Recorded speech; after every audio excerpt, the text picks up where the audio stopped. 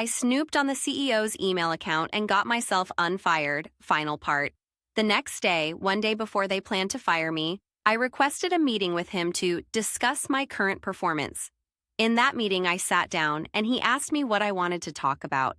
So I told him, paraphrased, "Look, I know I've been a bad employee lately. I'm sure you've noticed. Correct me if I'm wrong, but I've been kind of getting the feeling you guys are planning to let me go soon."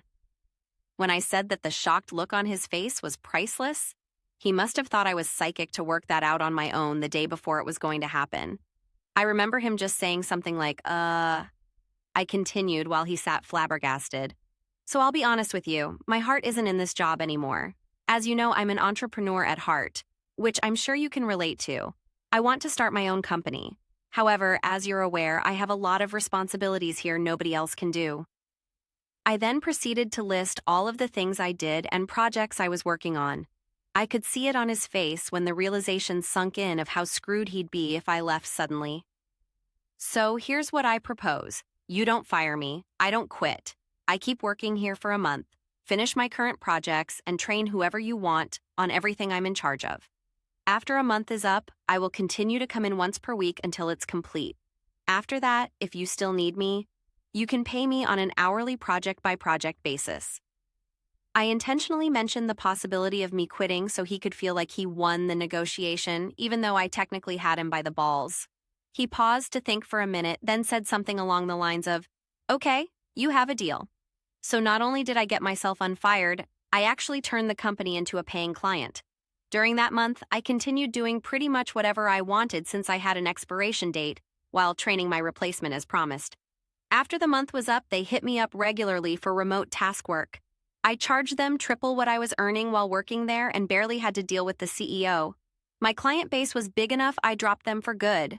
After all that, the CEO still calls me up for advice and questions nearly 3 years later. These days, I just blow him off saying, "Sorry, I'm too busy." For context, this was a very small company. The office had about 20 people in it, and several dozen more worked remote. If you've never worked in a small office before, I can assure you it's pretty normal for employees to wear many hats and take on random roles outside their initial scope.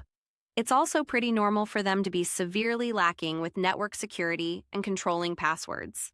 I did not become some computer genius and never claimed to be, though my company of technology illiterate baby boomers sometimes thought of me that way. I had decent basic working knowledge coming into the job and picked up more over the several years I was there. For anything complicated, like wiring, hardware installs, advanced networking tasks, etc., we hired outside IT consultants. But I was the guy who would source them, hire them, supervise them, and learn the systems they put in place. And I just handled more basic tasks myself. We're also not talking about enterprise-level security here either. My consulting business has nothing to do with private equity. I'm not going to reveal exactly what I do for privacy's sake since this blew up, but it's in marketing. I didn't steal any of my old company's clients when I left and don't compete with them. Asterisk, asterisk. Yes, I'm fully aware and admit I was an asshole. In fact, I decided to start my own company because I hate working for other people without my own skin in the game. I'm not a great employee when I don't care about what I'm doing. However, the guys running the company were pretty bad people, and I did not feel that bad about it at the time. The thing I did have reservations about was snooping on the emails. I do not condone invading privacy like that.